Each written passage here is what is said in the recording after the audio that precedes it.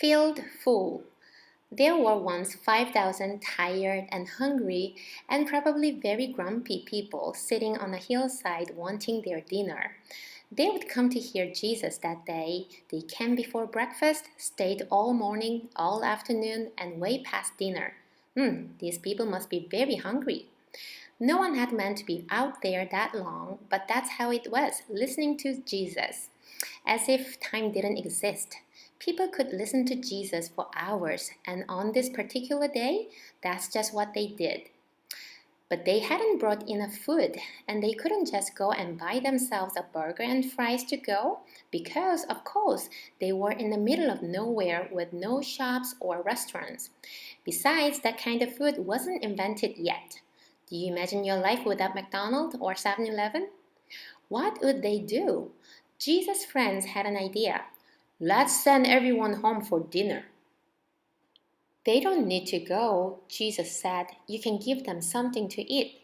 Did Jesus want them to travel all the way down and buy food for everyone? Jesus' friends panicked. But we don't have enough money. What food do you have? Jesus asked. Go and see. Now there was a little boy in the crowd. He had brought a lunch that his mother had made for him that morning. He looked at his 5 loaves and 2 fish. It wasn't much, not nearly enough for 5,000, but it was all he had. I have some, he said. Jesus' friends laughed when they saw his little lunch. That's not nearly enough, they said. But they were wrong. Jesus knew it didn't matter how much the little boy had. God would make it enough, more than enough. Jesus said, Bring me what you have. And so the little boy gave Jesus his lunch. Jesus winked at the little boy and whispered in his ear, Watch. How in the world will Jesus feed everyone with just that? Jesus' friends said, because they thought it was impossible. But Jesus knew the one who made all the fish in the oceans.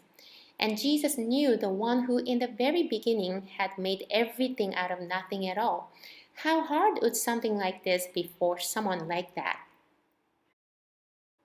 Jesus took the little boy's lunch, looked up to heaven, and thanked his Father. Then Jesus gave the little lunch back to his friends. As Jesus' friends started to hand out the food, do you know what? It was the strangest thing. No matter how much they broke off, there was always more, and more, and more. Enough for 5,000. Everyone ate as much as they wanted. Second helpings, third helpings, and even fourth, until they were full, and still there were leftovers.